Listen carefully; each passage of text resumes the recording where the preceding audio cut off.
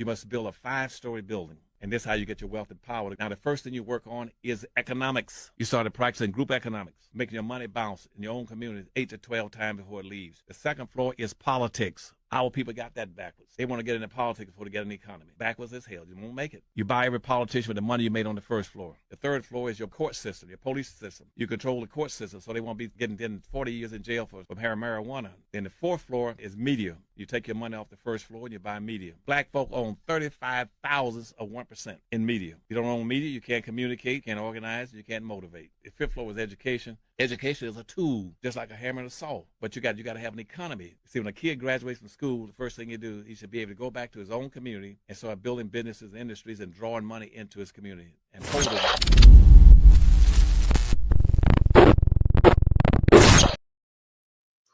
Good evening, good morning, good night, good afternoon, good day. Thank you for tapping in. This is Brian HRap B. Williams. This is the End of the Bench Media presents A Few Minutes with HRap. Thank you for tapping in. I want to thank my parents, as always, Dolores and John. Without them, there is no me. Without me, there is no program. I really appreciate you tapping in. Before I get started, you know what I need you to do. I need you to hit that like button. I really need you to hit that like button. Hit that like button. Hit that like button. It is important. It's important. Now, hit that like, and if possible, share it to somebody. Tell a friend to tap in. You can watch me on www.theendofthebenchmedia.com. That is my website. It's chock full of good information, history, facts, videos, and things of that nature. Older shows. If you missed any older show, please tap in there and even watch this current program. It is simulcasting on www.theendofthebench.com. You see it on the bottom of the screen, that right there. It is important that you do so. You will help me this afternoon. Today, I will have a video from, as usual, my man Country Boy on One Mic History. One MIC History. Country Boy is the host. We're going to talk about Mr. Stigney, the youngest person in the history of the United States of America to get the electric chair. It ties into everything that I'm doing today. Thank you for tapping in. Now, with that being said and that being done, let's get this party started right. Now, yesterday was the 1 year, yesterday was the 1 year anniversary of the insurrection, the first insurrection ever televised in the history of the United States of America. Notice I said televised. First time we ever seen it. We did see it. Now, today, I'm looking back on it because I love to get things a day to simmer in that pot of socialism, that social pot, and hopefully we'll say, hey, this is wrong. And nope, we didn't do that. The reason we did it because yesterday we had a glimpse into evil. We looked evil right in the eye. Nobody talked about it. What do I mean by we looked? Because yesterday was a successful exchange of power. Vice President Harris turned the reins over saying, hey, the United States populace said they want to be led by the former president number 45.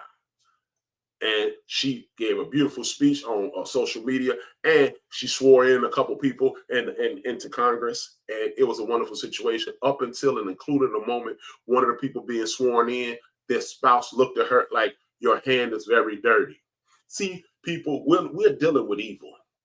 Whether you want to admit it or not, we can beat around the bush. We can pretend that we don't understand what's going on. We're looking evil right in the face. You've won. What's the anger for? You've won. Why are you looking at me with disdain? You've won. Why not just shake my hand and walk away? As I mentioned, Hakeem Jeffries held up a mirror yesterday, and we saw it then. He held up a mirror when Joe Biden, when they did the vote count Sunday, and Joe Biden signed an extension for Social Security benefits and so forth and so on. Hakeem Jeffries told you what time it was. We saw it in action yesterday, and we saw it in action 4 years ago. It is burned into history. We are dealing with wicked, evil individuals who have nothing but total domination in this human situation. That's the only thing they're worried about. But nobody talked about this. Is the anniversary of one of the worst days in the history of the United States of America. Because anytime you try to overthrow a government, that's called sedition or treason, and that's illegal and immoral. But we didn't talk about that. It should have been scores of programs talking about that. There should have been scores of things talking about that, but we didn't get that. We saw hate in real time, and nobody really focused on it because the The third is the fourth estate media. They should have been focusing on it. They should have put them to shame. You know, all the people telling the truth at Fox News, they should have put that to shame, because if you won the election and now you're in power, what are you angry about? You have your rightful place in what you believe in history. So what's the anger about? The anger is because this is a group of people who deal in devil may care and has a devil may care attitude and deal in destruction, dismay, and disarray. That's what we're dealing with. We're not dealing with people who want to rule for the people, by the people, and of the people. They want to rule with their iron fist, and they want to dominate, much like the late dictator, one of the most evil, maniacal people in the history of the world, Adolf Hitler. That's who their role model is, and those are the people who are going to be running this country shortly, because they are evil, because they are wicked, because they have a separate agenda. Go to RolandMartin.com, the Black Star Network, and look at Project 2025, a project against Black America, and you'll see. We have been duped into believing nonsense and foolishness, and we get duped into stupidity on a regular basis because we're not engaged. See, well, that's how they do things. See, we do things. No, we can no longer live in that world. We must have the same attention that we pay to the fact that NFL coaches getting fired, Jay-Z might be in an indictment, Puff Daddy's offenders, and things of that nature. All that stuff that we pay attention to. If you can name all the times that the Lakers won an NBA championship, if you know all the times that the Dallas Cowboys, you know all the great Dallas Cowboys, or the greatest Raiders, or the greatest Giants, or the greatest your favorite teams, you need to understand the Bill of Rights equally. If you know all the housewives shows and all the people on this TV show and this TV network, and you got all your shows lined up and you got a DVR and you're ready to go, and you can remember all your passwords, all your streaming services, you need to know what's going on in the government twice as much. But we're not living like that, folks. And this is why these people are gearing up to destroy you. Understand it. Our future is our past. We are about to relive the 30s, 40s, and the 50s. If you don't agree with me, then you are sadly mistaken. But here's the thing. This is the beauty in the 30s, the 40s, and the 50s. Black people start rebuilding that. They start to build their own hospitals. They start to have their own police force. They start to have their own portions of the industry. They had their own businesses, and we were a blossoming and growing industry. We were a blossoming and growing force in the industry called the United States of America. We don't talk about that because we worry about the end of the 50s and the 60s and the civil rights movement and Dr. King and Malcolm X and things of that nature. But guess what? Throughout the United States of America, there were towns from the late 1800s, 1860s, up into the 1960s that were flourishing until we got to the point where we felt like we needed integration. And integration was not needed, ladies and gentlemen. It really was not. We did not need integration. I'm here to tell you, we didn't need it. The United States of America needed it because we are the largest force in the United States of America, contrary to popular belief. You can doubt me if you like, but as the church said, warning, I'm not listening. That's the thing, though. We are a force. We are the greatest force in the United States of America. And that's not some Black nationalist point of view. That's not some Black pride point of view. I'm a Black man. No, that's not that. Those are the facts. Nobody pays attention to a minority in any situation. Well, there's only a few people running. There's only a few people running down the street. So it looks like a poor man's race. But if a couple 100,000 people are running down the street towards you, you might be in danger. And those are the things that I need us to pay attention to. We consistently don't pay attention to these things. Those things roll up on us and they bite us in the behind on a regular basis. This is why they want to do away with the education system. This is why we are in the midst of a fight that is for our futures. These are the things that I want you to understand. We witness an insurrection. We witness an attempt to overthrow the government. We witness people bring in hanging nooses, a guillotine, putting feces on the walls of the Capitol. They had all kinds of weapons outside of D.C. because of the law state. If you brought those into D.C., you'd have been even in more trouble. These are things that I want us to understand, and we must pay attention to these things. These people who are the ancestors of the people who overthrew this country in the first place, who destroyed the people who were here, the indigenous people, whether they be African or the Asians that came through the Bering Straits and northern from Russia to Alaska now and intermingled, or the people who we identify as Mexicans who was over this land and intermingled with Africans and Asians, and they created what they at one point were called Indians, now they called Indigenous and Native Americans. They enslaved the black people who were here and forced them into slavery and destroyed their history. They are attempting to do it again. This is their track record. This is their history. See, what we do is get involved with conversations like we are our own worst enemy. Wrong. That's a lie. We're not our wrong. How could we be our own worst enemy when it has been documented that crack cocaine was forced in our community? Drugs were forced in our community. Well, we sold them. How do we get them? How do we get semi-automatic military issue weapons in our community?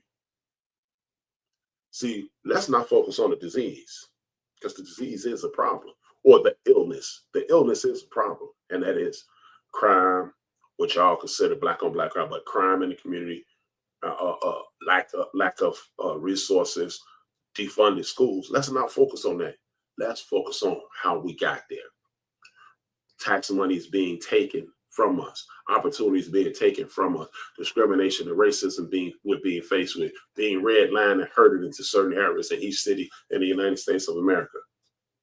Those are the things that pushed us into a survival mode. And then when you're trying to survive, oh man, we're like crabs in a bucket. Well, guess what? What I want you to do, when you get a chance, get your passport, go down to the Bahamas and go snorkeling and look at the bottom of the sea. Let's see if you see a bunch of crabs fight. No, if you put a crab in a life or death situation, he's going to fight to stay alive. And that's what's happening in the hood or in urban areas. Y'all know what urban means. Urban equals, there's a synonym for DEI, which is a synonym for that magic word that everybody don't like to be used, but y'all want to use it, but you don't want people to use other words. But that's another conversation. But I want you to understand, these are the people who used to lynch people hundreds a week, that used to discriminate against people, that discriminate against people to this time, and then they pretend that they don't understand.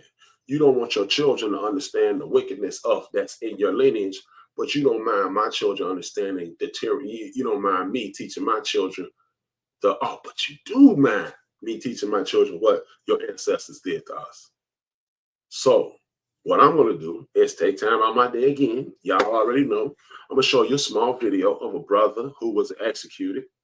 Y'all already know. We're going to show the video. I'm going to show you a small portion of it. You go watch the whole video. You'll get the information on watching the whole video, or you can go to www.theendofthebench.com as you see it on the front page of the show, www.theendofthebench.com.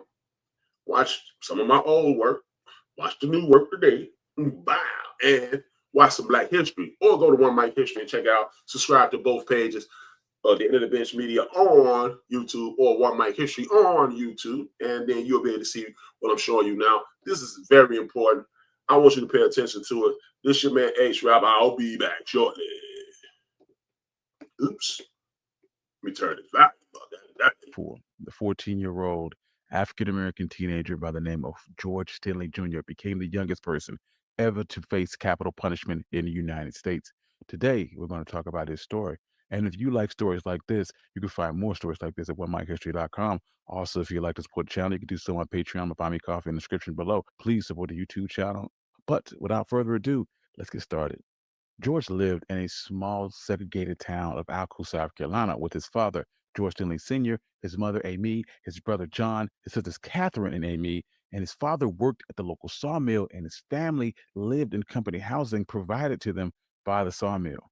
March 23rd, 1944, two young girls, 11-year-old Betty June Binneker and 7-year-old Mary Emma Thanes, were riding their bicycles looking for flowers when they saw George and his sister Amy during their journey. They stopped to ask them if they knew where they could find maypops, which is a yellow edible fruit.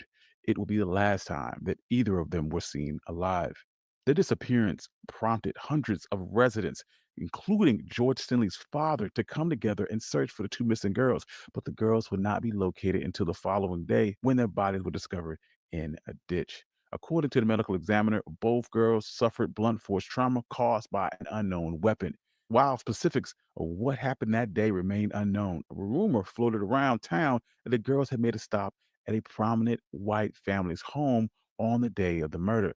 But none of this had ever been confirmed, and police certainly never looked for a white killer. When it was reported that the girls had passed by the property of the family home earlier in the day and were seen talking to George Stanley later that evening, Clarendon County law enforcement came to the home. George and his elder sibling John were both apprehended by Deputy H.S. Newman for allegedly murdering the two girls. George was interrogated for hours in a small room without his parents or attorney. Despite the Sixth Amendment's assurance of legal counsel, this requirement was not consistently enforced in the United States until the Supreme Court decided in the ruling of Gideon versus Wainwright in 1963 that legal representation needed to be provided throughout a criminal proceeding. Stanley then was reported to have confessed to Deputy Newman. Newman wrote in a handwritten statement that As you see, this young man got railroaded. This young man literally sat in the electric chair. They had to put him had to give him a booster seat for the electric chair. Anytime you talk about putting a young person to death to be a capital punishment, you are nothing but a hate monger. You know, like Killmonger from Black Panther, you're a hate monger. You have nothing good in you. There's nothing in your spirit to kill a child. There's nothing in your spirit to kill a child unjustly. So these are the people, are descendants of some of the people that we live next to, that we work with, and that we have in office today. So what we can no longer do is play this game about, hey man, we don't know, and this and that, and this and that. And see, history will show us what time it is. I keep telling y'all, history shows you what you're in store for. And if you don't know your history, that thing is going to run back up on you. You think about George Stanley Jr. He was electrocuted via a lie. Guess what? After that, we got the Central Park 5. They were incarcerated, and some of them still suffer from PTSD from being in prison right now. And guess what? The latest thing is yesterday. I don't know if you knew or heard about it. There was a young lady who went to school to be a nurse. Became a nurse. And she is caught wreaking havoc against young Black babies, breaking their legs and injuring them and doing them nothing but disharm, creating nothing but injuries instead of health and enhancing their health. This lady should have been plastered over the front page of every newspaper in the United States of America, because you are hurting children. Because we do everything for the kids, right? We don't want our kids, remember, we don't want our kids knowing the actual history, because we don't want them traumatized. So you think I want my son, my grandson, my granddaughter, my niece, my nephew, my neighbor's child, my person down the street child, my friend's child, or anybody's child in the history of the universe injured because you're some hateful, wicked devil of a person who actually hurt a child, hurt multiple children? Again, it goes back to why we need to have our children studying to be doctors, studying to be lawyers, studying to be technicians, and anything that we can do so we can recreate, well, again, the 30s, the 40s, the 50s, and the 60s. See, because then we had a community that was surrounded by people that looked like us, that were supporting us and doing things for us. But, it's like, hey, what's the go-to saying? Hey, man, well, we don't support each other. Somehow we don't support each other. Before white Hollywood understood who Tyler Perry was, he was on his way to being a billionaire. But we don't know who he is. We don't support each other. So how did Black Panther become one of the highest grossing movies in the history of the world? Because we don't support each other. We don't support each other. Why is it that The Cosby Show and Bill Cosby, before all the instances that came up about his past, all the accusations, why was he America's favorite dad? Because when we get behind something, it's unstoppable. We made Spike Lee popular. We made the Hughes brothers popular. We made Bill Cosby, Sidney Poitier, and millions of thousands of other celebrities the man. Because when we got on top, when we support things, they go to the top. We supported hip hop to the top. We supported the Motown sound to the top, funk to the top, jazz to the top, big band to the top, so forth and so on. But I'm not saying that we don't have issues in our community. But what I am saying is we are going to have to stop allowing other people to write our story and put narratives in our head like crabs in the barrel and blah, blah, blah. Well, who FUBU, for us, by us, and now he's one of the richest men in the country. Just help me understand, people. Help me understand. Is that what's happening, or is that what we're being told that's happening? We don't support each other. Well, explain to me how I grew up in the neighborhood, and I didn't eat at McDonald's until my senior year of high school when I got the job, so I could pay for my prom. Because I ate at Jerry's, I ate at Terry's, I ate at Sammy's, black-owned establishments. Chester's Pizza, black-owned establishments. Farmer Brown Barbecue, chicken and ribs, black-owned establishments. Jerry's Sit-Down Restaurant, black-owned establishments. We did that. We did that. Mabel's, the liquor store, black-owned establishment. The Pump, the Love Boat, black-owned establishment. A tavern and a little neighborhood nightclub, black-owned establishments. Look, that was a long time ago. No, it wasn't that long ago. Because 50 Cent is richer than he ever thought he could be because we support his television shows. What we don't do is put things out there. If we start putting things out there, then we'll have something to support, and then people will support it. Don't allow people to tell you that you don't support your own people. Don't let your enemies, or don't allow your enemies to write your narrative.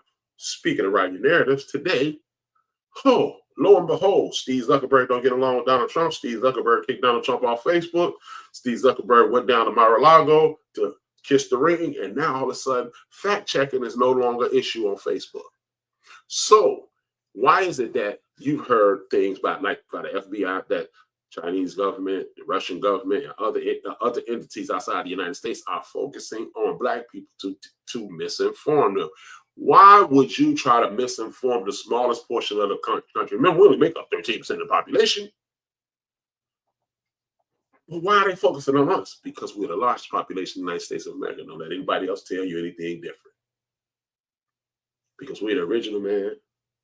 We are the creators. We are the creators of science. We are the creators of written history. We are the creators of medicine. We are the creators of neurosurgery. Hieroglyphics. I was going to use the proper name, but you guys call it metanectra. It's called hieroglyphics. They show neurosurgery on hieroglyphics thousands of years ago. Do your research. But this is what we have to do. We must look into these things, and we must pay attention to everything that's going on around us. Why do you think all of a sudden the exchange of power was going on, so nobody would think about the insurrection? All of a sudden, Joy Taylor's sex life is on TV. Why is it then when everybody else's personal business, something of that nature comes up, it's not nationwide news? I remember it was I'm not going to say, it was this one athlete who allegedly had an affair with one of his teammates. Nobody to this day talks about what that is. Most people know about it in the sports world, but nobody actually talks about it directly. Why is that? Because they protected them. Because all these things are substantiated, they're accusations. But our sister Joy Taylor's face is being plastered all over the internet because they don't want us paying attention to what's going on, to destruction, to the fact that the former president is going to try to pardon these people and rewrite history. And if you pardon these people, that means they are no longer in history. That's convicted felons, and they're no longer in history. Convicted felons. We never talk about the insurrection. We never talk about the insurrection. We never talked about the illegal acts that you've done. We never talk about the illegal acts that you've done. Guess what? They didn't happen, and that means they're erased from history. I struck someone with a car once. That person admitted that they were wrong by mistake. I got 6 months supervision. Guess what? That's no longer on my record. I still struck that person. It still bothers me when I make a right-hand turn. I still see myself striking that person. That does not, it's not on my driver record, but it still happened. It still happened. So with that being said, this is why they're trying to do away with the Department of Education, because if you don't know how great you were, you never assume how great you can be. To know a thing, you must see a thing. To see a thing, you must be a thing. I want you to understand. I don't tell you these things so you'll be angry. I do not tell you those things. I do want to strike a bit of action into your life. But I also want to do this. I just posted something in the chat room. I want you to see this. I want you to look that up. Ephesians 4:26. Ephesians 4:26. I'm going to quote the late, great Joe Madison. So what you going to do now? I need you to go to your church. I need you to go to your organization, whether it be the Divine Nine or any fraternal organizations that you're a part of. Myself, I'm part of one. But I need you to contact your pastors, community activists, and we need to start creating libraries. Once we create these libraries, we can start going to these churches on weekdays instead of sitting around watching TVs, and have things like the Reading Rainbow and having group, reading to our children, our smaller children, have our older children read to those young people. And then we can have them have conversations about what they just read. And then we can enhance our children's mind, exposing them to proper cinema, exposing them to writing techniques, exposing them to business information. That way we can enhance their minds and enhance our communities. These are the things that we're going to have to do over the next 100 years. We have 358 more days. 58 more days. 358 more days, y'all. And this year, and we have 99 other years to make this right. This is not a 4-year situation, because the people who are angry that Barack Obama was elected are the same people who are sitting in office today. They're not going to go away. This is why we need to quote the great Sojourner Truth. We need to have a Winchester. No, that wasn't Sojourner Truth. That was Harriet Tubman. Excuse me. Everybody needs a Winchester, and everybody needs a Colt pistol. You need to be able to defend yourself. And while you're defending yourself, you need to be able to enhance your community. We must dust ourselves off. We must dust our significant others off. We must uplift our children. We must assist our friends and neighbors, and we must move forward. Otherwise, this hate will just destroy us. And if it destroys us, then we're no longer here. We're not going to participate in hating someone back. What we're going to do is love each other. With that being said, I want to thank you for tapping in. Y'all already know I'm HRap, the dopest MC in the world. Yes, I am an MC. I control the mic on the TEODB Media. 2 fingers, 1 word, and y'all already know that's the end of the show. And it is necessary for those people who rule over us and who rule over African people the world over, if those people are to stay in power, they must destroy our ability to love each other in a healthy sort of way. This is why